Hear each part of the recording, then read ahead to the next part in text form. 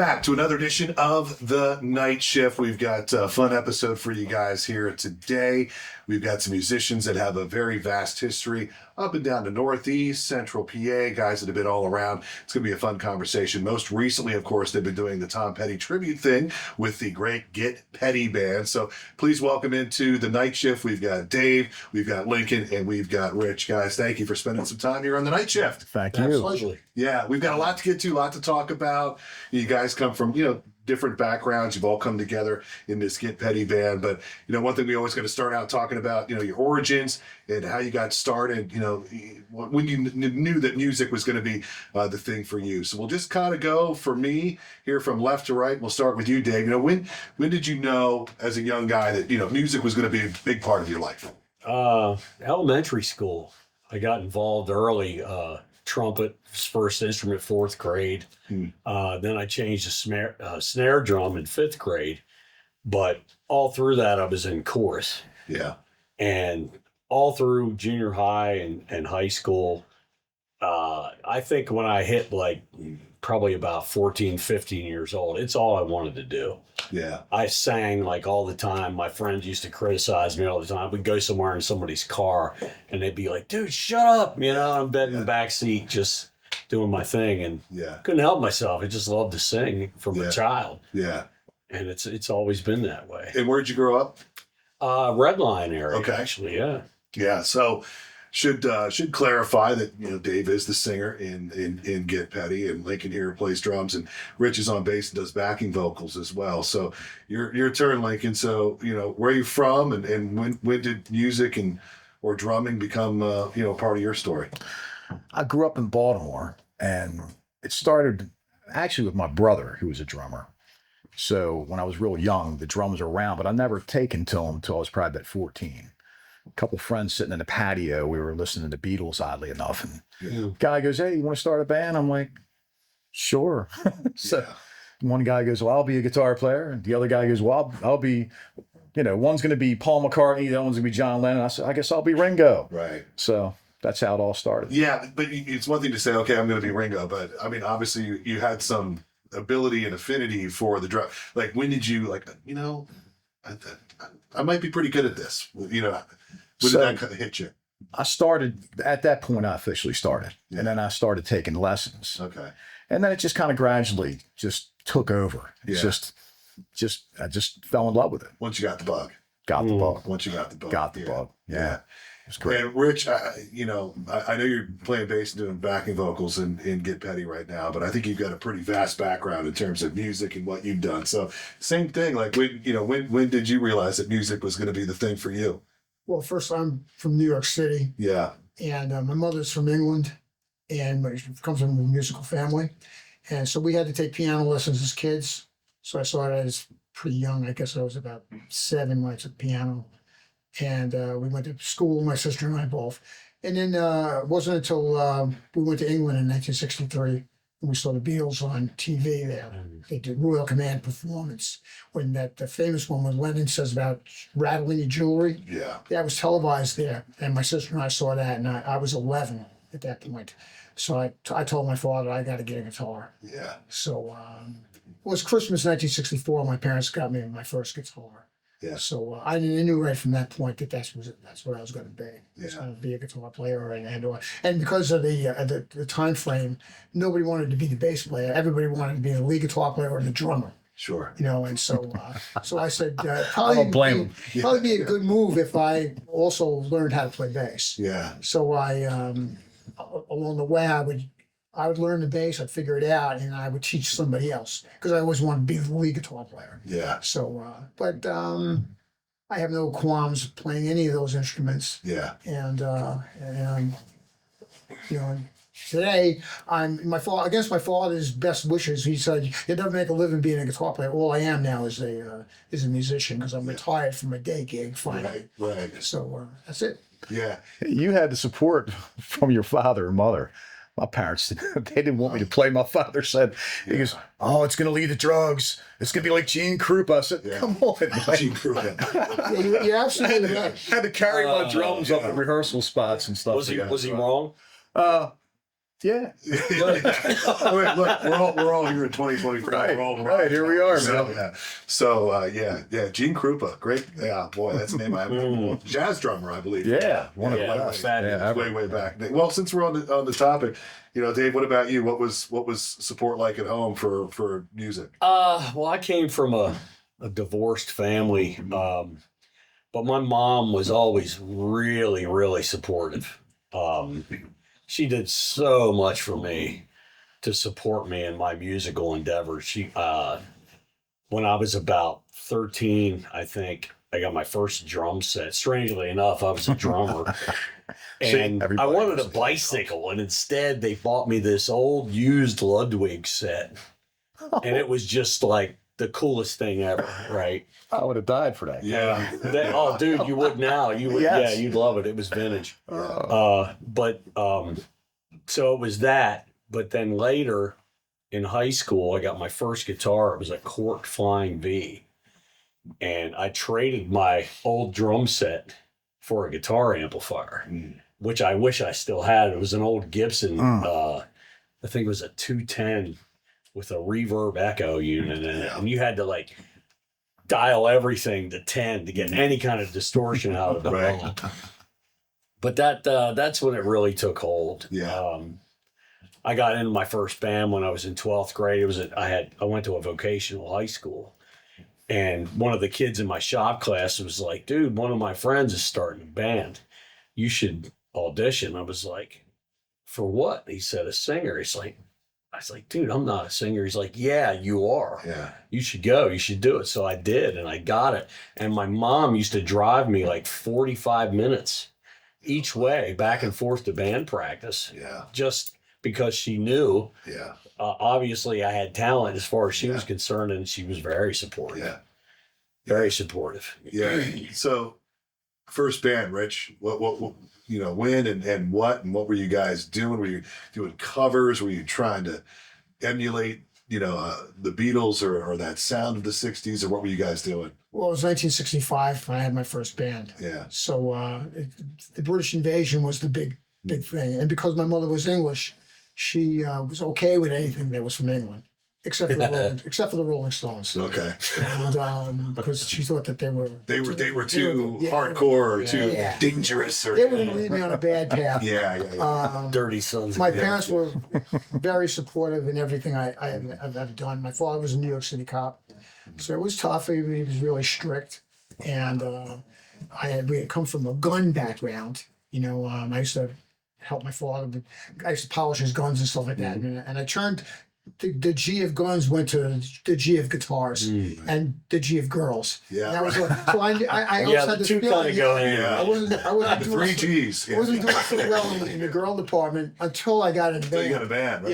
Yeah. So, so here. 1965 was my first band, and we were doing. I can remember doing the Animals. I was big with Eric Burdon, the Animals, Sure. and the Yardbirds, Oh yeah. and of course the Beatles, which was everything to me, and Yeah.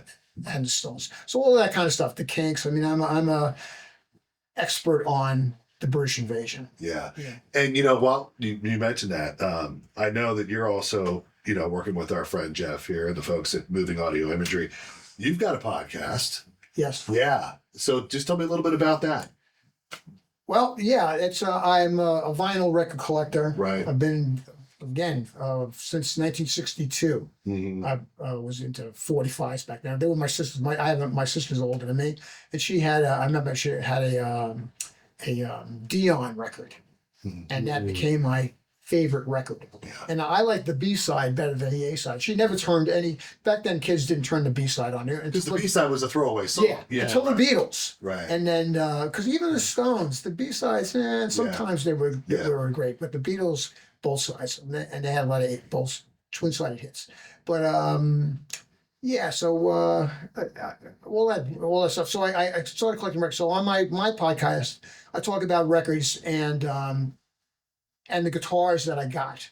Yeah. I'm also not only a record collector, I'm a guitar collector. Right. And I managed to keep my guitars since 1964. And I have a pretty vast collection of guitars and amplifiers. Yeah. And because my parents were good and we had a house. Yeah. And he said, about traveling around.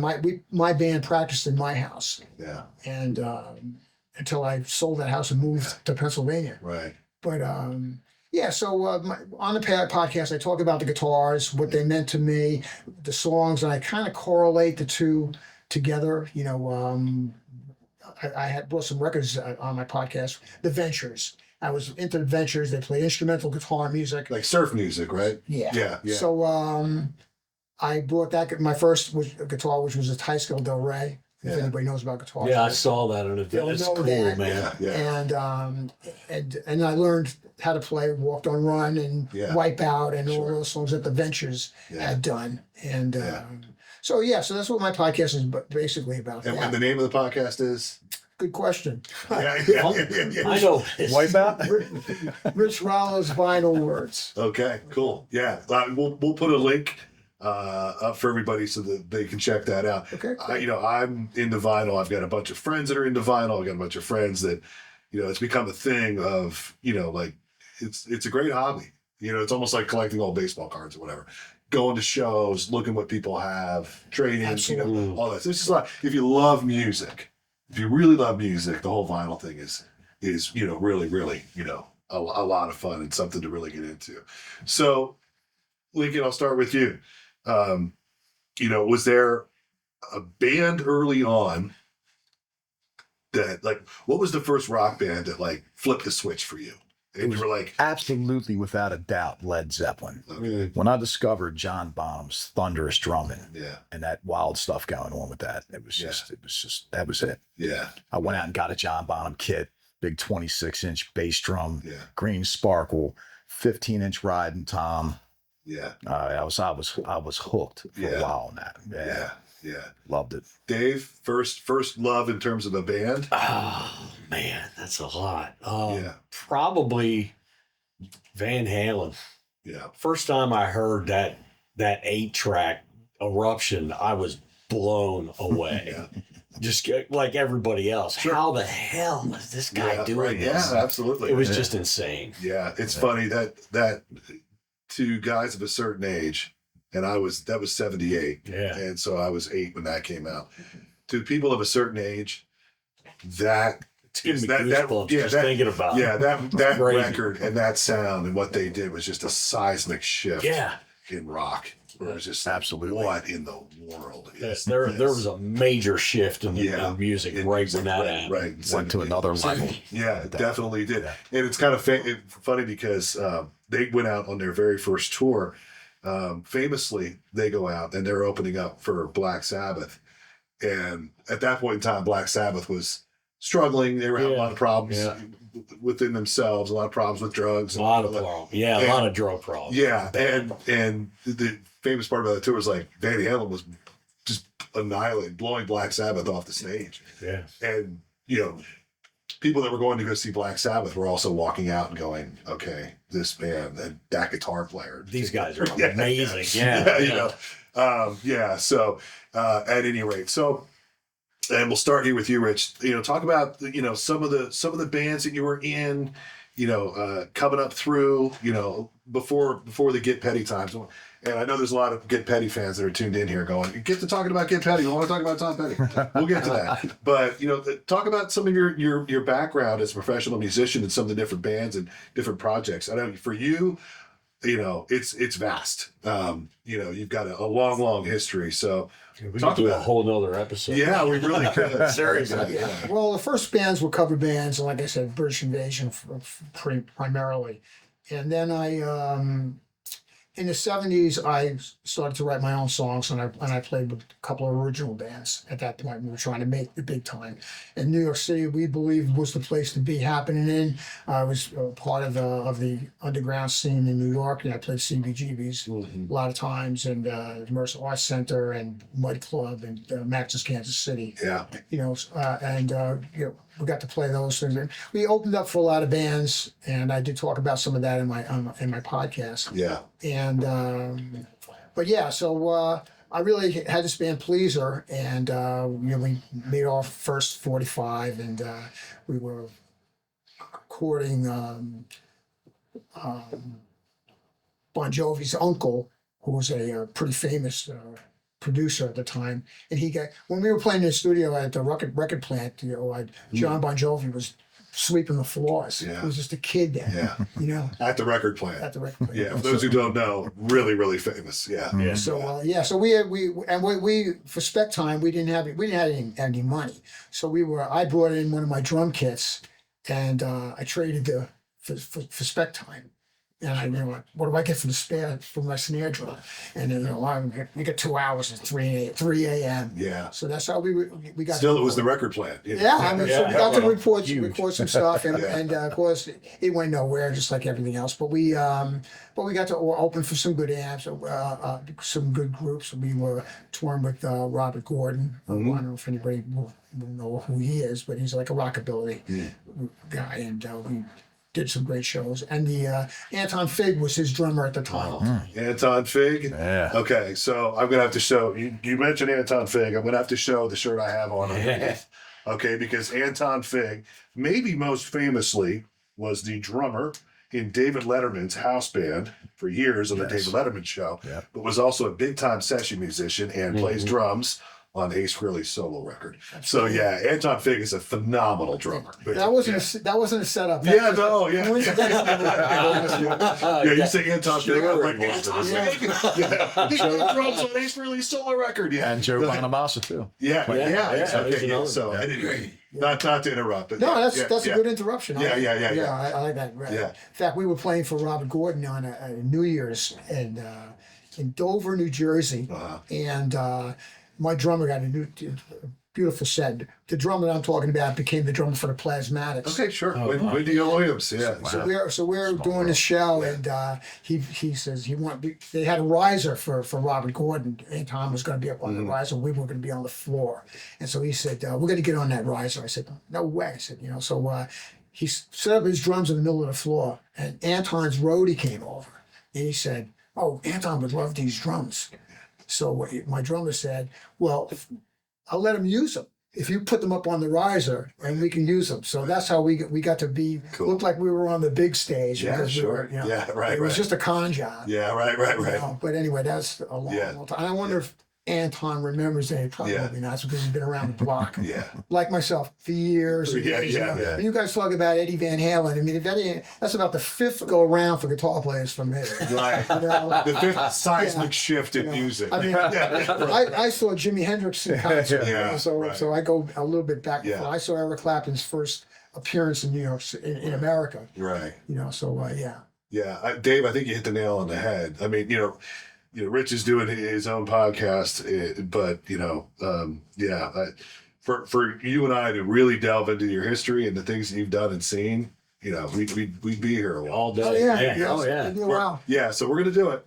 We're gonna do it here somewhere down the road. But so same thing for you, Dave. Like, well, you know what? This is a good stepping off point for me and you, because so I first saw Get Petty.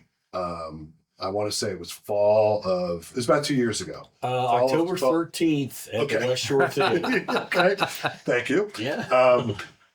I had the fall part right. Yeah. So, and It was Friday the 13th. I think. And our mutual friend Jeff from Moving Audio Imagery, he came up to me and said, today, and I think you guys might have a history, and you and I do have a history in that you were in the band Hide Your Daughters that won the 1990 Starview 92.7 Best of the Bands competition at the Great York Fair. You were obviously in Hide Your Daughters, and I was a snot-nosed 19-year-old disc jockey working at Starview 92. So, But those were the days, bro. That was awesome. Those were the days. Well, it's funny because I look back on that, and I know you were a young guy then too, and so was I. And for those that aren't familiar with that competition, at the Great York Fair every year on Wednesday night was Starview's night to do the Best of the Bands competition.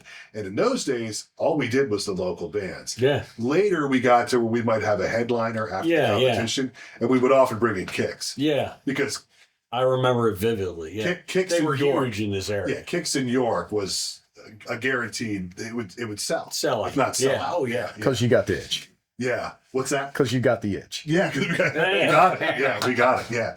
So, at any rate, so it's just like, yeah.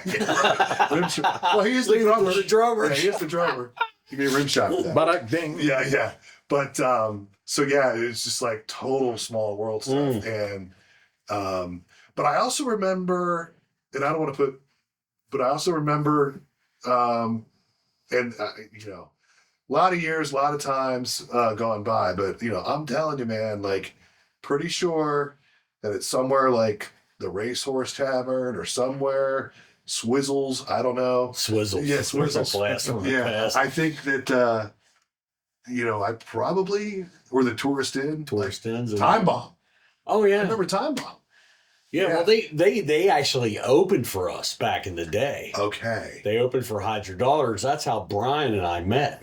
okay, So we've known each other since like '89. yeah, And then, strangely enough, handful of years ago, we crossed paths again. And I hate to say it, but I literally got to hear the words, "We're putting the band back together," you know, straight out of Blues Straight up Brothers. Blues Brothers. Yeah, yeah. And everybody's wife goes, "No, Yeah, exactly. Yeah. no." Yeah, He's the wives are like, yeah, "Oh, for no. God's sake, please." He's finally home. He's finally domesticated. Right. Yeah. Right. Well, Here, this here is- comes the spandex again. Yeah. No. I do still have a pair, but yeah, no. yeah, yeah. No, but we talked on the phone for a couple hours because he was like, "I need somebody. The original guy is moving away. Yeah. Would you consider this?" And I was just not in a place to do anything at the Sure. time. Yeah.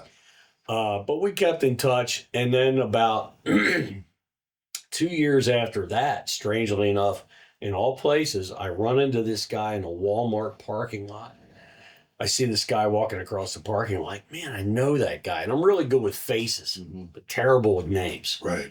But I instantly recognized him. And I walked over to him and I was like, I hope I'm not creeping this guy out. But I was like, "Hey, man, is your name Darren?" And he turned and looked at me and he's like, "Yeah." And you're like, "Man, you know, I think I know you." Well, long story short, he was a sound guy for Time Bomb because, yes, Brian started the band again. And as it turns out, they were looking for a singer at this time. I didn't know it. Darren friended me on Facebook. We were going back and forth one day, and he said something about putting a band together for 2019, handful of shows, no money. And I'm like, dude, I gave up the no money thing back in the 80s. Right. Yeah. Right. Right. Yeah. So then Brian sees the post and he's like, and he private messaged me and he's like, "Dude, why didn't you tell me you were looking for something?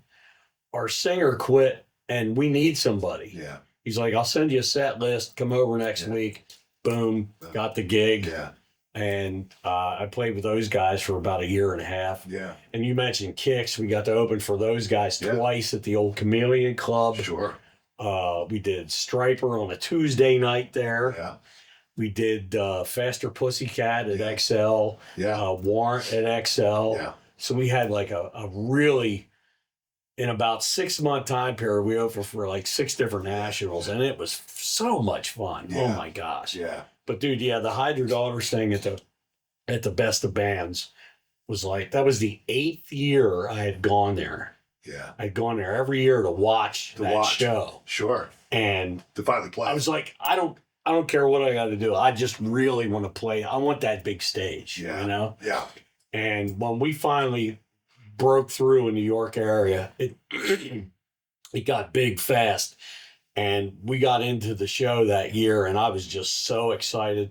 My mom took like her last $100 that she had and gave to me. She's like, she went and bought me a tux coat. I still have it, like a white tux coat with tails. Yeah. And went to this place down on Philadelphia Street called Flash and Trash. Oh, I remember Flash. Remember Flash? Yeah, Absolutely. Bugs from Cry Tough owned it. Yeah. Sure. Yeah. And I bought a pair of these lace up Cry Tough. pants. TUFF.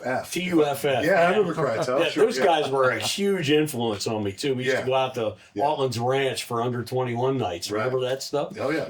And so yeah, there was the Best in the Band show, and I just wanted to play it. And I was late. I'm down in the dressing room. They're introducing the band. I run through the backstage area, and Al Presley, our road manager guy, was like standing there holding the curtain, waving a flashlight. Go, go! Yeah. And I ran through the curtain, and the whole place just went, wow. And I was like, oh! Yeah. It was like getting plugged into the wall. It was Yeah. amazing. Yeah. And more than most folks, I got 20 minutes of fame.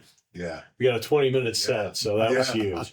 Yeah. The funny, and that's what so for me, that night was huge. Same thing. I grew up here. York Fair was the bands, and not this. I didn't get the same. I wasn't plugged into the wall like you were, but also at 19 years old, I will never forget walking out on that stage that night to just be part of the Starview crew and say a little something. And We all it's kind of, daunting, right? yeah. I looked around and I went, Holy crap. yeah, right. This was the first time I had ever been on a stage. Yeah, That- well, we went there for the yeah. meeting like Yeah. the week before, Yeah. and I was just like, this is going to be so freaking cool. Yeah, Oh my God. yeah. So you and I were both kind of pooping our pants that night. Yeah, for, oh, for yeah. different reasons. Yeah.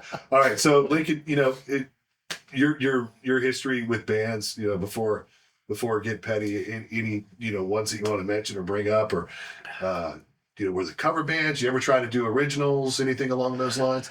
Did originals. Originals was always a lot of work for Yeah. nobody coming out. So I kind of got tired of doing that. And then I went into, always had many cover bands I played in along the way and just played all over the Baltimore area. And then I changed careers and I wound up getting into a wedding private party band. And I did that for a number of years. And that was really good because that really made me a versatile drummer because I was getting into stuff like jazz. Yeah. I was getting into Gene Krupa. well, Yeah, right. actually, yeah, we did a couple of big band numbers, Yeah. so there was some of that. So yeah, I did that for a bunch of years, and then I raising my kids. I didn't really get out of it, but I just wasn't really busy with it for a while. Yeah. And then my kids got a little older, and then I Yeah. put together another classic rock band, and then I actually met the keyboardist of Get Petty in church. I was playing for a Catholic recording artist outside of also playing for the mass.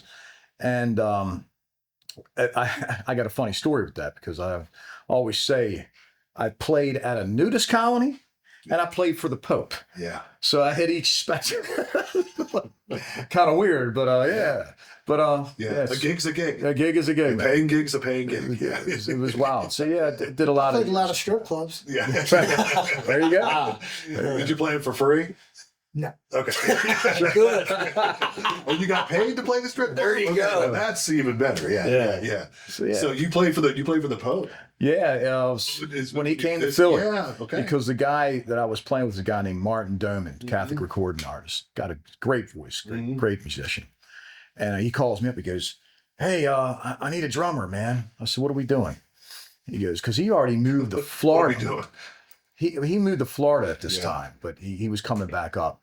He goes, "We're playing for the Pope." I said, "Get out Get of out here!" of here. No, really, I'm from Philly, and Philadelphia wants me. Yeah. I was like, "Well, I'm your man. Let's Yeah. do it." Yeah. So that was an interesting experience. Yeah. That was, I mean, it was like FBI all around. He was Yeah. protected. He had a little Pope mobile running around. It was, Oh yeah. it was Well, I was weird. working for the TV station at the time. We were covering that extensively, and the security in and around that event Amazing. was just because obviously, no country wants to be the country where there was something went wrong when the Pope was right. in. Popes in Yeah. town. Yeah, so- Wow. It was almost like a presidential Yeah. thing times 1,000. But at any was rate, okay. Well, that's. I was thinking that sense a little bit of the theme that with all three of you guys, like there are times just where life and circumstance, and maybe Rich, maybe not quite as much, but you guys have all had to kind of maybe step back a little bit or Oh, yeah. take a little bit of a break from. Rich, you're looking to be like, yeah, I've never really stepped back. I've never really, I've always been at it. I've always been playing. Yeah, I've always been playing, always been active. Different stuff, and I've Yeah. had to lower my expectations a lot of times. But Sure. I've backed up a lot of stuff. I did a whole stint in the '80s of backing up oldies bands, Oh, the sure. Excellence, the Treble Chords, the Elegance, stuff like that. Just being a support. Yeah. And playing bass and doing Either guitar or bass, whatever was required for Yeah. that. A lot of Yeah. times being the band leader, working Yeah. on some charts sometimes. I'm guessing at that point in time, especially 80s and that era of music, you were probably doing pretty well with all of that. Just because the age group that was coming out to see your shows at that point in time. Yeah. Absolutely, Yeah. yeah. It was a good period of time, and again, New York was a good place to be doing it. Yeah. You know, and we go to New Jersey and stuff like that, or you know, but like Staten Island. Short points would you play and stuff like that? And, Well, with my original band, we would do like the Stone Pony and places like that. So Yeah. that's before that. legendary. Yeah, you know, when Springsteen was just Sure. another bar band, Yeah. you know, Yeah. and stuff like that. Southside But Johnny and that whole. they were just other bands on the same Yeah. thing. Yeah. Even Cyndi Lauper was playing that. Yeah. And you know, not what it wasn't. She wasn't a big highlight star. Yeah. She was fronting a band back Yeah. then. It's funny you mentioned John Bon Jovi earlier, but like people, I don't realize that he kind of came up as a young singer in that whole Jersey, Yep. that Jersey sound. He was not doing quote unquote hard rock or metal. Yeah. You're absolutely right. Yes. Yeah. Yeah. Yeah, that was the sound that the whole Southside Johnny movement basically in Springsteen. But that was his thing. Yep. And then he kind of obviously he found success elsewhere. I think we could say that he, Yeah. Yeah. He sure did. He wound up doing okay for himself. Yeah. So okay, well let's step off now here into Get Petty, because I think it's a really interesting story and one that. And this is what I like to do when I sit down and talk to people is, you know, I like to have some bullet points, you know, about, you know, backgrounds and whatnot. But, you know, just like the audience, you know, I love to hear the story of, you know, so, you know, we've got some varying ages here. We've got people from different areas. We've got Maryland, we've got New York, we've got Central Pennsylvania. And here we all sit, right, in 2024.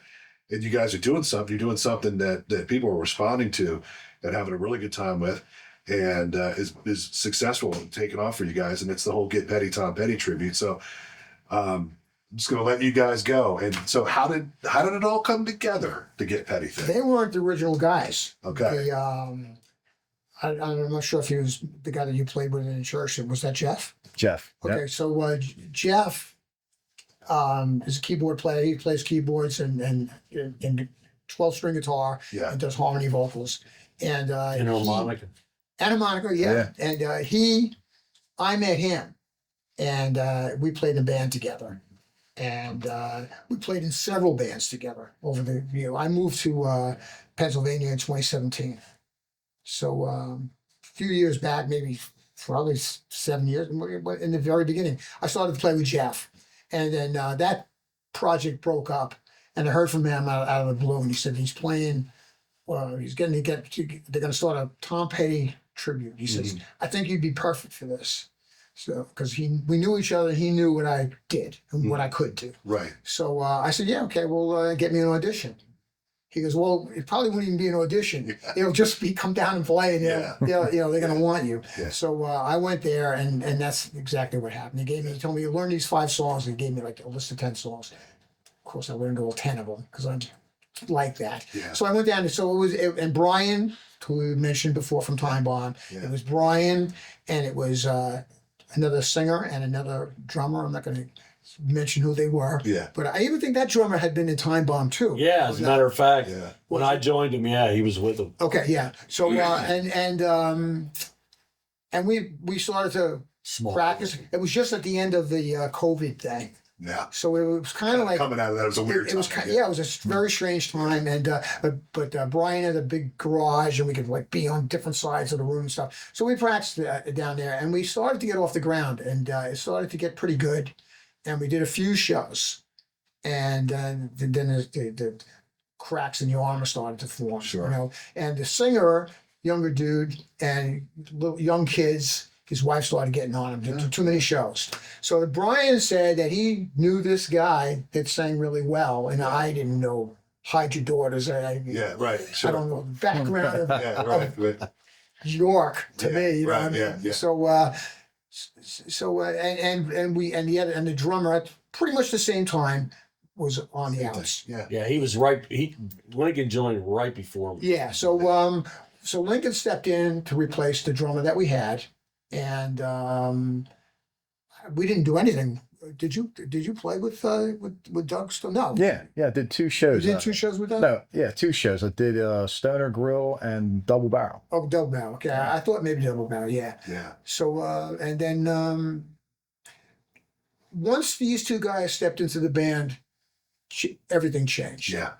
You know, it became more dynamic. I mean, it became we gelled better. The sort of the personal problems that we had, personnel, characteristics started to alter a bit, and and it really has been a vast improvement Yeah. over what we had.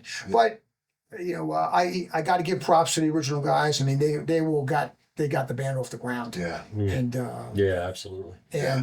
but you know, we've come a long way since then. Yeah. So anyway, okay. Yeah. Yeah. I mean, well, it's the same old, right? So what people always talk about is that a lot of people don't realize is that you're in a band, and you guys know, I've never been in a band, but it's a story we hear oftentimes, and you guys, it's a 5-way marriage, right? So Absolutely. Yeah. and everybody has personal things that they're dealing with and things in their life and crises and whatever. And it can be kind of hard to keep all of that. Yeah. Absolutely. Yeah. You guys have been in a bunch of Yeah. bands all your life. You probably got a million stories about what it's like to try to coexist and mesh the personalities. You know what I mean? Yeah. But I think it comes through, when you see you guys, that everybody up there seems to really be having a good time. Oh yeah. Yeah. Yeah, including us. I think the thing for me, because when Jeff called me to join the band, I was already in another band. Dear friends of mine play with every once in a while. I wasn't sure whether I wanted to do it or not. I said, because my wife said to me, she's always the smart one in the family. She goes, well, you've been wanting to meet people up in Pennsylvania, because most of my musical friends are from Maryland, because that's where I grew up at. So I said, well, that's true. And she goes, well, we don't have any grandkids yet, so you got nothing but time, give it a shot. So I said, all right. So, I went for it, and here we are. And then Dave joined a month later. And and like Rich said, everything is coming together. Yeah. It's gelling, and it's a good group of guys.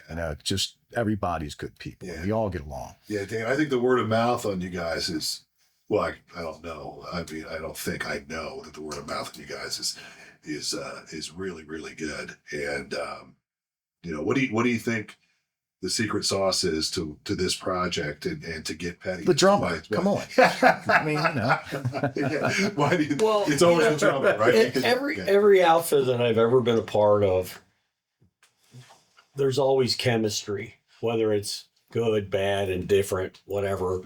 I mean, back in the day with Hide Your Daughters, for some reason, that band had like the most magnificent chemistry. Everybody kind of had a different background, but somehow when you put it together, it worked really well. Yeah. And that's how I feel about this outfit. Yeah. Is everybody's background's a bit different.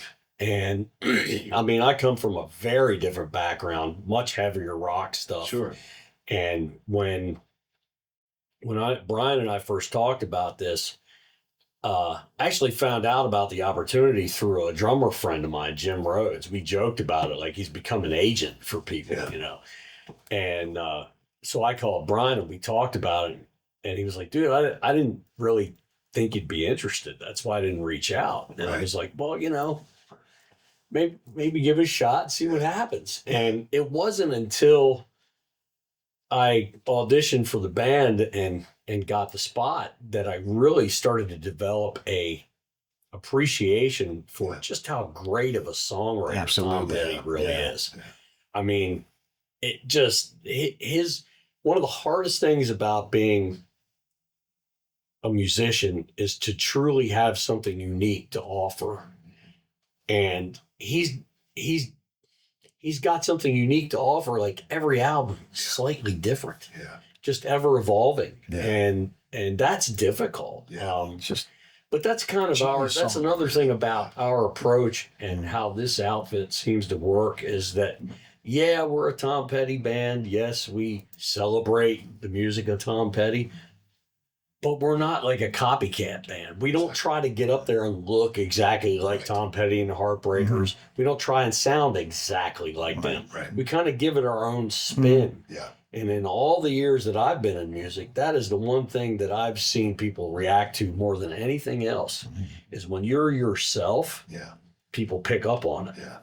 and they feel it. And that's the kind of feedback I'm getting from people at our shows. Yeah. I agree with everything you said there. For me, also, it's I love prog. Yeah. So, but along the way, in playing all the bands I played in, I think every band I played in Yeah. did at least one Tom Petty thing. Yeah. But it's not like I went out and bought the Tom Petty albums and jammed the Tom Petty because I was into prog. You're right. I was listening to Gentle Giant. I was listening to Yes. I was listening to Emerson, Lake and Palmer, etc. And but when I got into this, and I really started digging in deep to try to just Deconstruct. Yeah. and just I wanted to emulate the best that I could the Yeah. drummers of Tom Petty. Sure.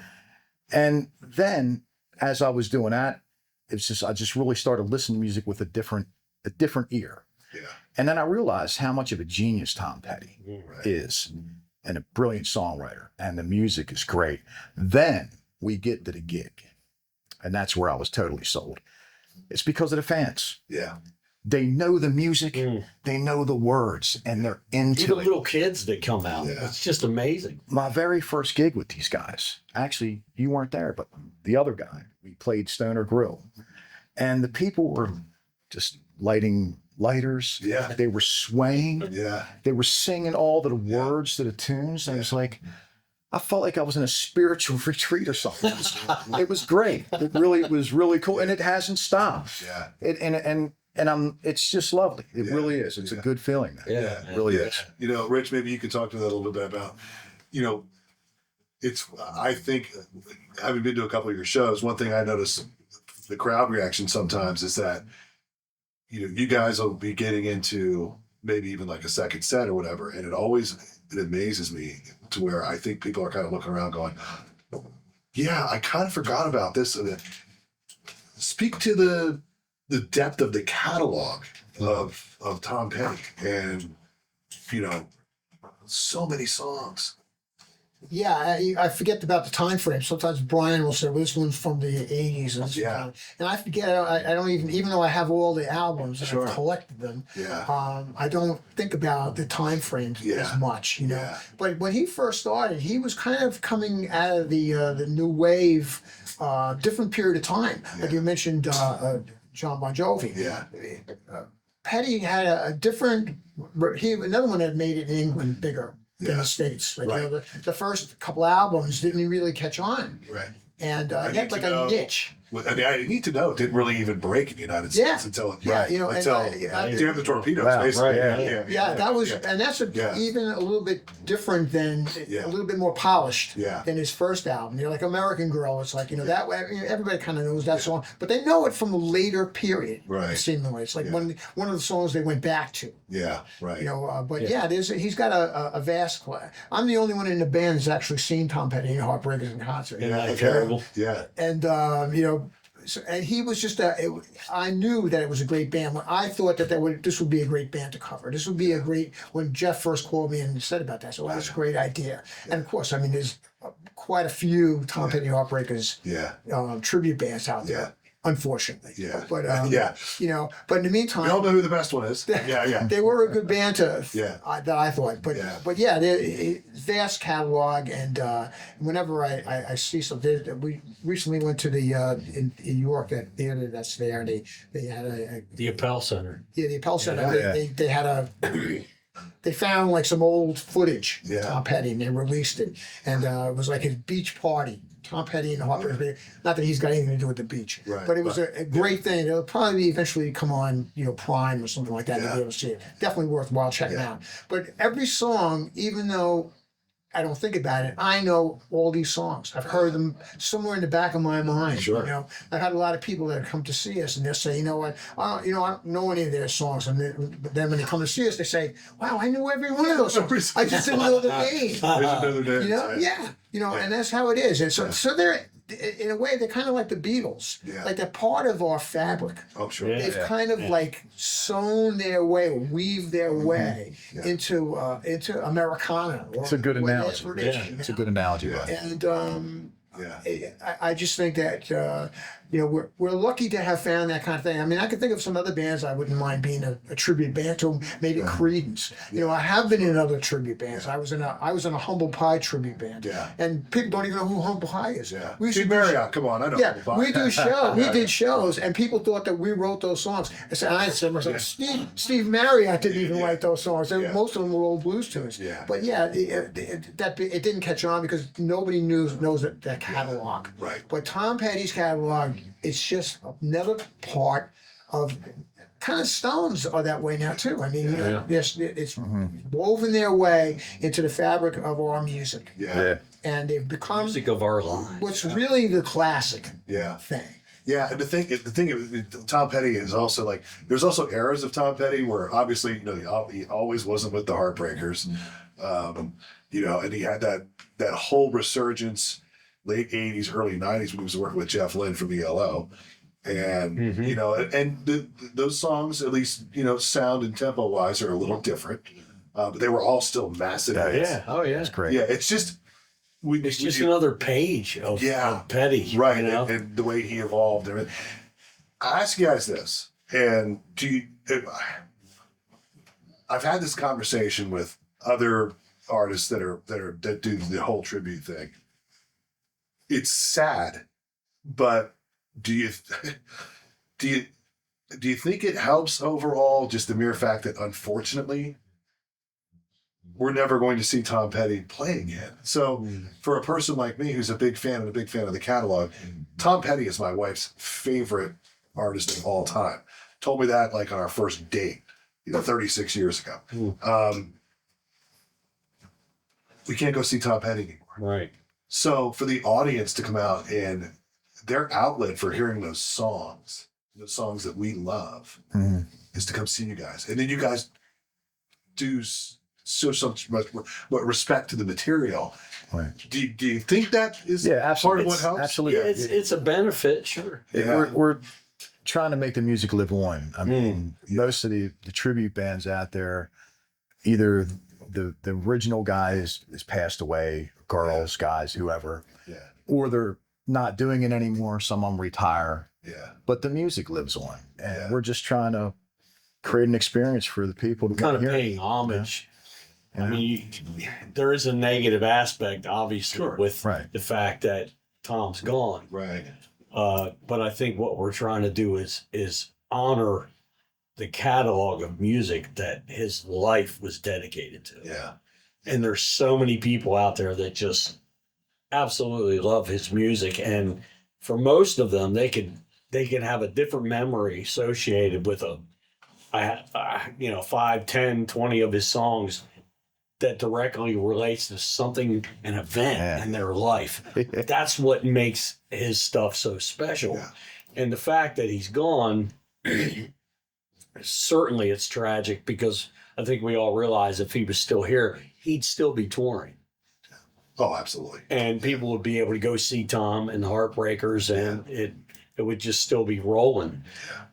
The fact that he's gone helps us in a way, because they can't go see Tom Petty, but they can still go and experience his music in a live setting. In a live, that's just it. I think that's the key. That's what brings it to life. Yeah. That's what gives the music life. Yeah, it's the live part of it. Yeah.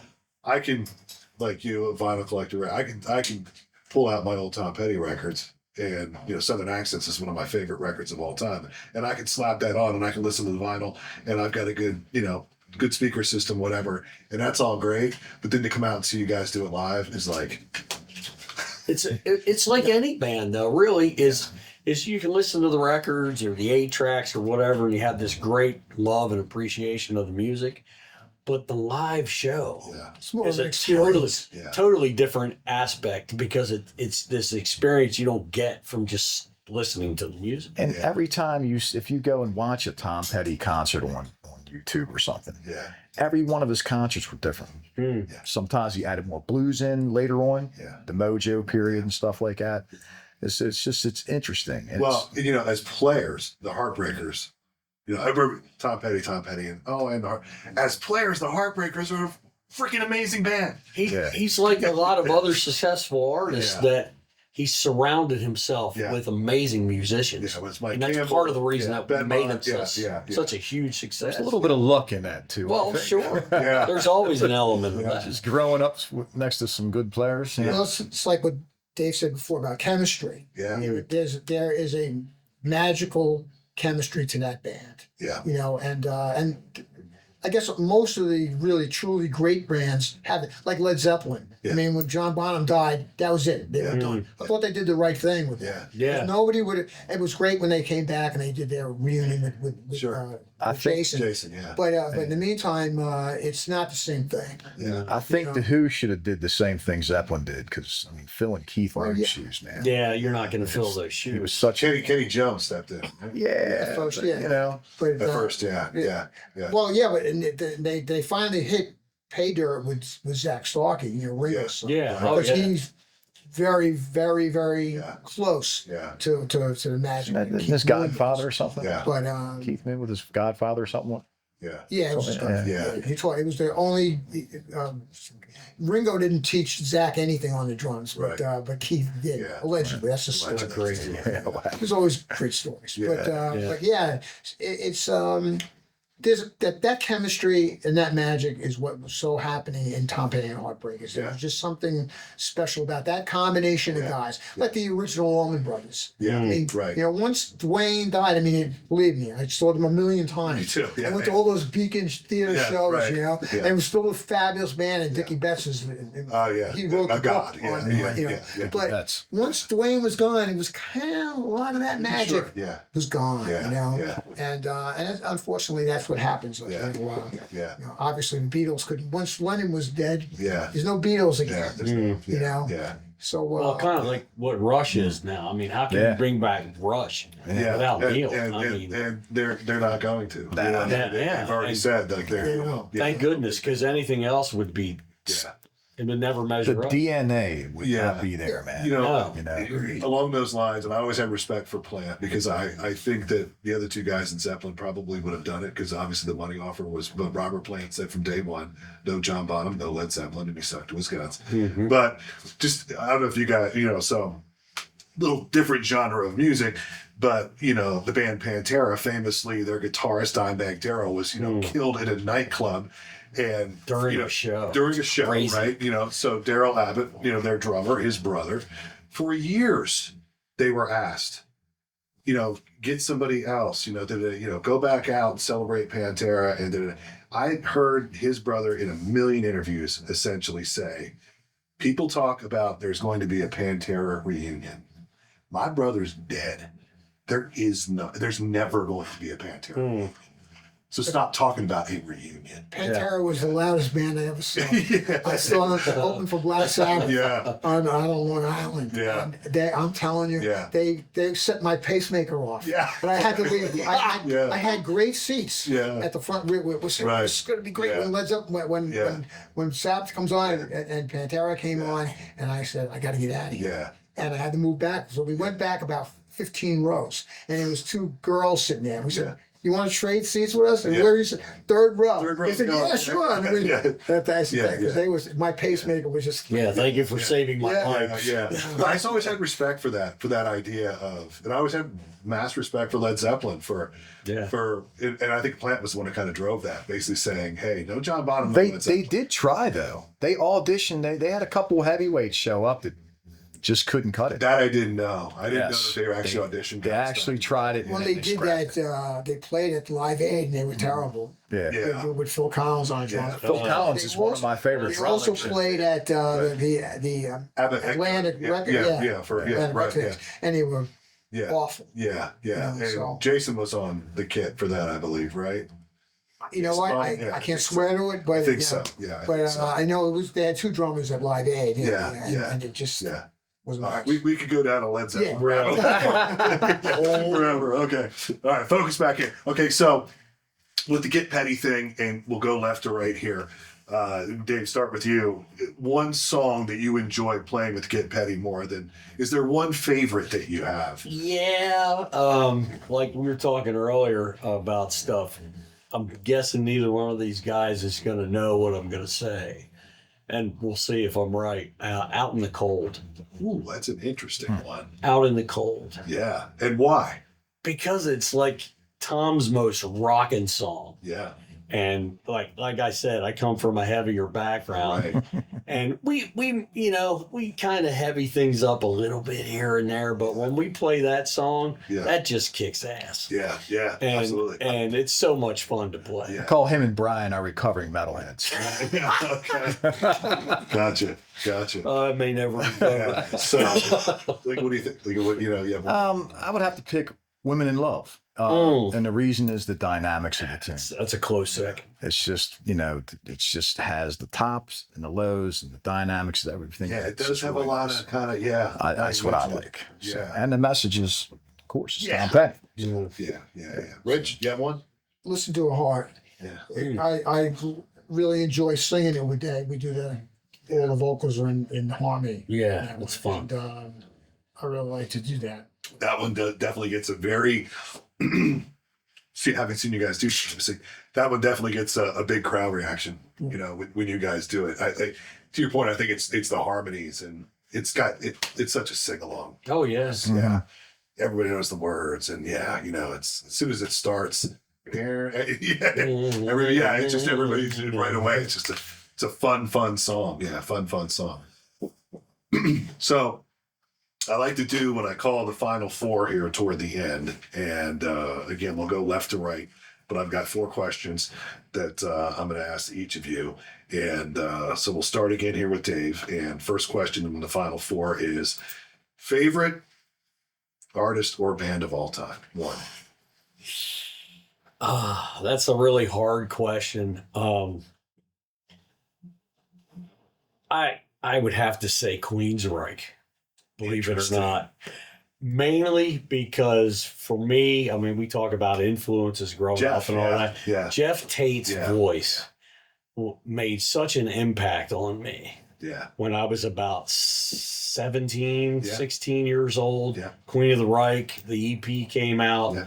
and I'm like, man, this guy's voice is phenomenal. And the really striking thing is, if you watch any of their live stuff, like live in Japan, Mhm. just like the album. Yep. And it's just so good. yeah. I've seen them probably a dozen And times. he's had more influence on my vocal than any Yeah. other vocalist. Well, that you're shooting that bar is set really, really high. Yeah, He's one well, of the great I rock just vocalists I of all love time. it. Yeah. When I was a kid, I remember listening to stuff on the boombox, and I was a smoker at the time. I quit Yeah. smoking like 20 some years ago, Yeah. but I would sing that stuff over and over and over and over and over, and I just love it. It's just such a vocal exercise. I had you a know? friend of mine who had the EP, and he brought it over to me, and he said, "Man, there's this new band, Queensryche." And he goes, "Their lead singer," and he didn't know his name yet. Their lead singer, he's like, "He's the new Rob Halford." I remember. Oh, yeah. I'll never Oh, forget him saying that to me. He's the new Rob Halford. I'm like, yeah, sure. Yeah. Then we No, listened to it, I'm really, like, yeah. no. Yeah, he's actually that good, and he does it live too. It's amazing. Yeah, it's amazing. It's amazing. So, like, one band artist. Well, I'm not going to go back down the Led Zeppelin thing. But early Genesis, the period with Peter Gabriel, Phil Collins drumming, and that, just the whole thing, the composition, music, and all that stuff. was Prog. really- You mentioned it's Prog earlier. man. Yeah. It's just They wrote, I was- along with Yes, Supper's they probably Ready. wrote I mean- the book on Prague. Supper's Ready. Yeah, The Knife. There, Yeah, I love that one too. Yeah. Yeah. Yes, absolutely. Yeah. All right. Well, Rich, we should acknowledge the fact that holiday season here, and he's got on his Beatles ugly sweater. So, I mean, I think I know the answer, but I'll let you say. I'm not going to go with the Beatles. Okay. I put the Beatles here, and Okay. everything else is Everything else. Everything Yeah. else. Yeah. so it's unfair. Okay. You know, Right. it's just unfair to say the Right. Beatles. But So I'm asking you who your favorite apostle is, not God. yeah, Right. Rory Gallagher. Oh, interesting. Yeah, I didn't expect it. I had the sheer luck to see him twice in concert, and I saw him mop the floor with Aerosmith Yeah. at Central Park in New York City. It was just absolutely astounding. Yeah. People didn't know who this guy was. Right. And he comes out with a flannel shirt on and he blows everybody away. Well, when Aerosmith took the stage, every song, people were just chanting, Rory, Rory. Yeah, I mean, yeah. I thought they were going to give up and go home. Yeah. It was What amazing. year do you? Because Aerosmith had some really clunker No, shows. they were coming back. This is just before they collapsed. Yeah. Before Night in the Ruts. Yeah. So, Right. Before that, yeah, they were in bad shape. Yeah, they were in bad shape. They were really bad you shape. know. And I saw them a couple times, not in good shape. You Yeah. know, but that one. So Rory Gallagher was, and then I got to see him in a smaller New York club, Yeah. and the Lone Star Cafe, which Yeah. is another famous. Yeah. And so yeah, Back in the day, Rush and Rory Gallagher did a ton of shows. they did. Yeah. They did. Ton of shows. He opened for everybody. Yeah. And for the most part, he blew pretty Yeah. much everybody away. He was just Yeah. like incredible. Yeah, me being a big Rush guy, I've seen a bunch of interviews with Alex Lifeson where he just like Rory Gallagher is, yeah. Well, if you listen, Brian May was probably the biggest fan Yeah. of Rory. Yeah, They really do need a separate podcast. yeah. Oh no, yeah, no, seriously. Yeah, well, you know what? You can come back and and I'll come be a guest on yours. Okay, yes, Yeah, absolutely. and we'll yeah. cross-pollinate Especially if here. you got the records. We'll Get the records to back it yeah, up. Yeah, I'll bring some Yeah. records. Yeah. So, okay, so second question here on the Final Four. Dave, is there one song that you wish you would have written?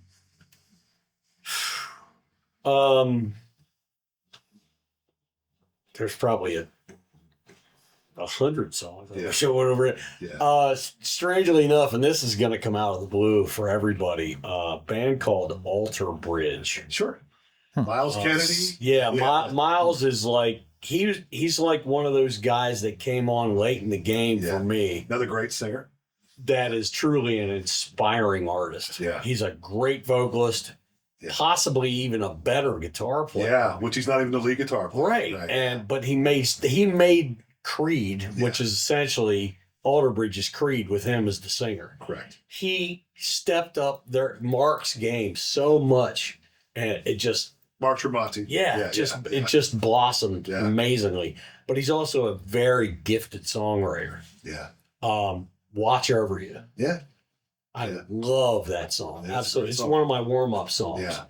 I've been doing the same warm-up for 30 plus years until that stuff came around. Yeah. And, I do all these exercises and stuff. And then I throw in a handful of tunes that I sing before every show, Yeah. before every practice. Right. That's one of them. That's one of them. Yeah. To get you going. Yeah. Yeah. Strangely enough, one of the other ones Yeah. is Ambrosia. How Much I Feel? That's the one. There you go. Do I get two? Yeah. Sure. Hard enough to pick one. That's just a warm-up. That's not one I wish I wrote. Yeah, right. Just to clarify. Lincoln, if you could have written one song, what would it be? Something by the Beatles. Hmm. Greatest love song ever written. Yeah. Yeah. Yeah. End of story. Composition. Yeah. Everything. Yeah. Love it. Yeah. Rich? Thea for Imaginary Western, which was written by Jack Bruce, but played by Mountain. Hmm. Yeah. And Leslie West, the King of Tone, Yeah. plays the monstrous guitar solo on that. But the lyrics are great. They're not written by Pete Brown. Right. Right. And but yeah, Yeah. Bass player in Mountain was Felix Pappalardi, Felix Pappalardi. That's who right. produced Cream. That's right. That's right. I was trying to Rolodex. Produced a lot of stuff before that. A lot of Yeah. folk, Yeah. New York folk Right. guy. Right. Okay, so third question: if you could have lunch, it doesn't have to be music related, but if you could have lunch with anybody, dead or alive, who would it be? Oh my gosh. That's probably the hardest one. Yeah. Dead or alive. Yeah. Probably I don't know why, but Warren Beatty. Interesting. That is extremely. I don't know why. There's a couple of his movies. I know it's strange, Yeah. but the one movie he made when I was a kid was called Heaven Can Wait. I remember that movie. It's one of my favorite movies of Yeah. all time. I've probably seen it 100 times. Yeah. And I would like to sit and just discuss that Yeah. and the setting at the house that was the Farnsworth Mansion and Yeah. the grounds. Right.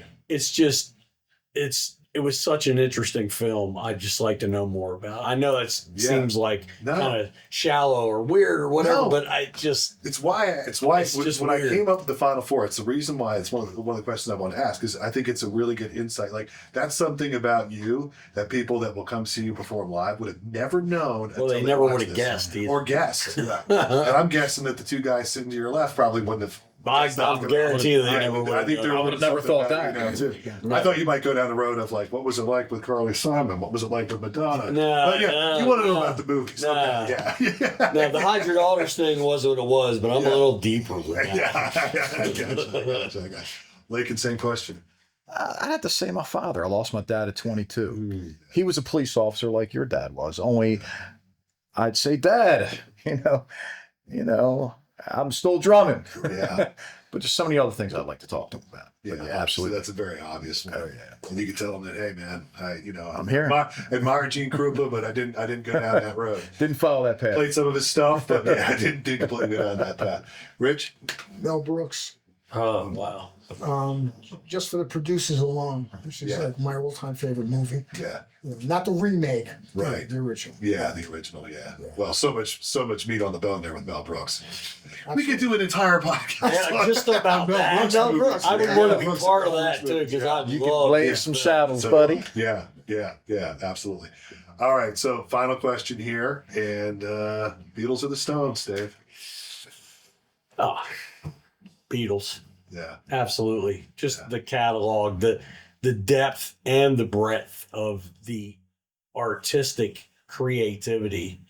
Don't get me wrong, Stones are a great band, but Yeah. they did not have the kind of impact on both songwriting, performance, recording, sonically, all of it. It just hands down. It's not even a contest. yeah. Lincoln, Beatles or Stones? Yes. I mean, look, Middle it's of the road. hard enough for ask any musician out there to write a hit song. Yeah. Stones have multiple hits, Yeah. and they touched a generation. Yeah, Back in them days, you were either a Stone or a Beatle fan. John and Paul literally You know? wrote some of the Stones songs. Though. Well, listen. Come on, early like on. Rich said earlier, the Beatles, everybody Right. else. Okay. Fair But enough. the Stones had a mark, and yeah. I'll give you credit because I've asked that question to people so many times because I think it's kind of fun and it's a little bit of insight into any music fan or musician or whatever.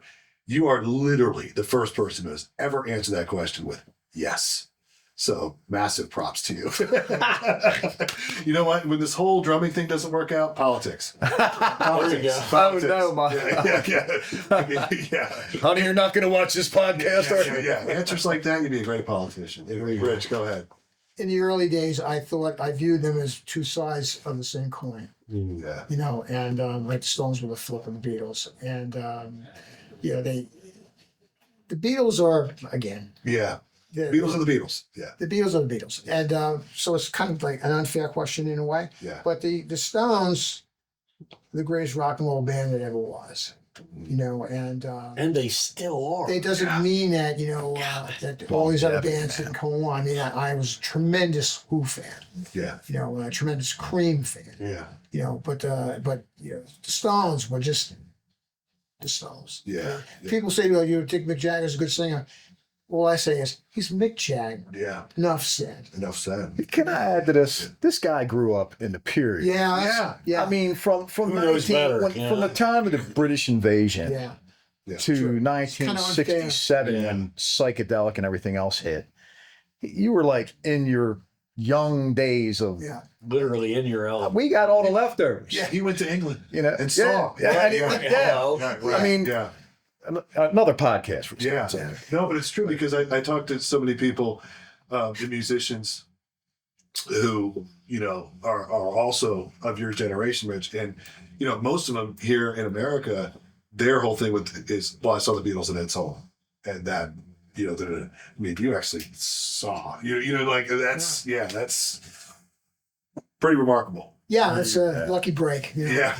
I know, but again, like Lincoln said, the timing and all that kind of stuff. I mean, I really grew and the city that I grew up in. Yeah. You know, I grew up in New York City, which was at the time was the greatest city on the planet. Yeah. It's not anymore. Right. I couldn't wait to get out of it. Yeah. But I grew up in the right time, in the right place. Yeah. And I was lucky to see what I saw. And my parents were really, really forgiving about, like, you know, whatever I wanted to do. Yeah. I won't say I was spoiled, Yeah. but I was a little bit spoiled. Yeah. So, It's okay. I was lucky. Yeah, I was lucky. It's I okay. was blessed, the way I Yeah. really say Yeah. it, you know. That's a good way of putting it. Yeah. You're blessed. Yeah. So future for Get Petty, you know, what's as we're recording this here, we're kind of winding down to here, and what's coming up, gentlemen? Well, we're really trying to step up our game, so to speak, and get into some larger theater venues, Yeah. branching out, bigger area. Lord willing, that'll happen. We're trying, and we just want to spread this message of Get Petty as far and wide as we can. But Rich mentioned the word blessed. Whatever happens, just for me, just to be able to share a stage with these guys is blessing enough. Yeah. I mean, wherever it is, whatever it is, every show that I get to do at this age is a blessing. Yeah. And to have come around like full circle and be able to be involved in a project with a group of guys that has the chemistry that we seem to have in this lineup, it's beyond a blessing. It's just a fantastic thing to be a part of, and I can't be thankful enough. Yeah. Guys, thoughts on that? Ditto. Yeah, ditto. But I just want to make it better. I just want to make I want to get more into the mechanics of the band and just make it a great experience for people to see.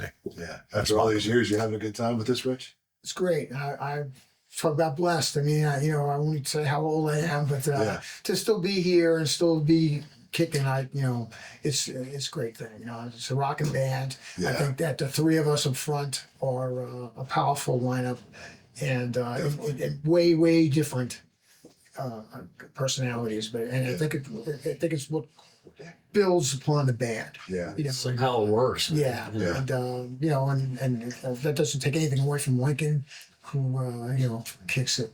Yeah. You know, Yeah. He's the heartbeat. he's Yeah. a kicker. Yeah. and that's great. You know. Yeah. So I feel very, very positive about the future for the band. Yeah. I feel very blessed to be with them. You know, to be accepted. I mean, I'm old enough to be any one of their grandfather, probably. Oh, it's not going to I happen. don't know about that, but You're not old enough to be my. close enough. Father. You know. Yeah. Yeah. But certainly father. I'm probably older. Yeah. No, not quite. But that doesn't mean anything, because it's about the magic of music. Yeah. Sure. Right. You know, and in that regard, we have a chemistry, and we do have a focus, Yeah. and we're all able to. I mean, we found something that clicks for all of us. You know, the music of Tom Petty. Yeah. It's great music. It's undeniable, Yeah. and I think we have a good shot at continuing. Yeah, and you know, I've spent time with you guys, especially for the last time that you guys played at West Shore Theater, and you know, one thing I can tell is that you know, you guys are all.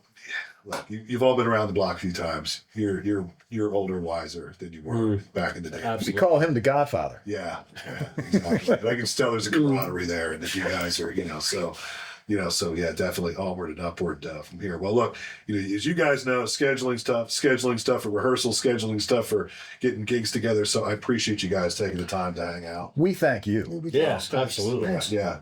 The reason why I wanted to do this was just, I think it, you know, you guys all have a history. You guys all have people that you've met along the way, bands you played with, fans, family, whatever.